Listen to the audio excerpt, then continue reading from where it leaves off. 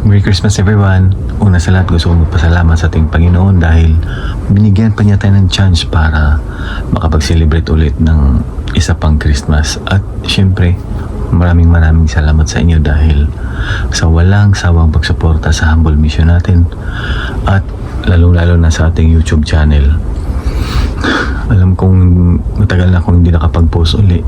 Minsan pag nakaranasan ng mga pagsubok sa buhay, ay nawawala rin talaga tayo sa focus natin sa ating mga desisyon. Kaya kailangan talagang lakasan pa natin yung loob natin, yung pag-iisip natin, yung mindset natin, yung tiwala natin sa Panginoon. Kasi pag hindi, mamaling desisyon lang ang magagawa natin.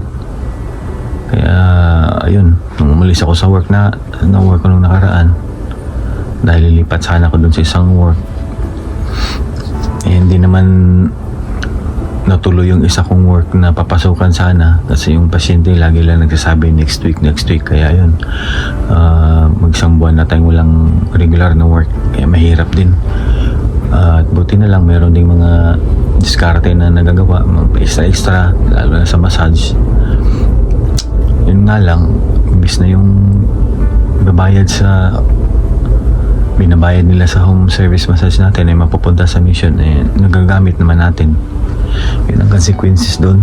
Tapos sinundan pa yun nung naambush yung pinsan ko na parang nakaawa din. Kaya ayokong tumingin sa social media rin doon kasi ayokong makita yung pinsan ko na gano'n ang nangyayari.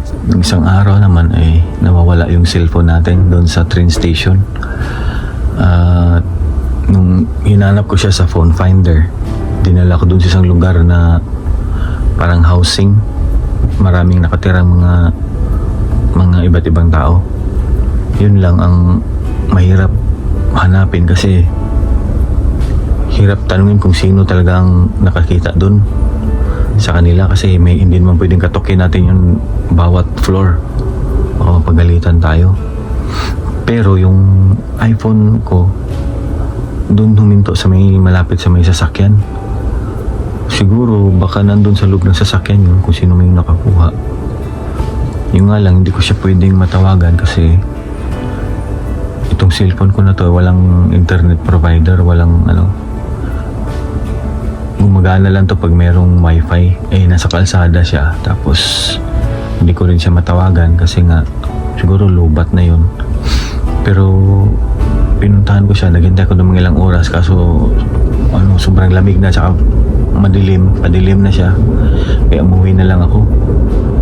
Ngayon babalikan natin ngayon, baka sakaling lalabas yung may-ari ng sasakyan at sana ibalik niyo yung cellphone natin na yun kasi bago pa yun at saka importante yun talaga. Laban lang sa buhay, with the go, whatever it takes, don't ever give up. Kasi pag give up tayo, wala yung ibang tutulong sa atin, walang ibang gagawa ng paraan para sa sarili natin kundi yung sarili rin natin. Kaya kahit gaano man kabigat, katindi ng problema na mararanasan natin, lagi nang nating tandaan na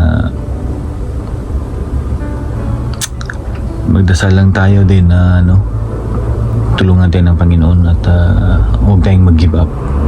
Huwag tayong mag-give up kasi darating din ang araw, lalo na magsisikap lang tayo, malampasan din natin ang lahat. Punta natin ulit mamaya yung lugar kung saan nandun yung phone natin na nakalocate.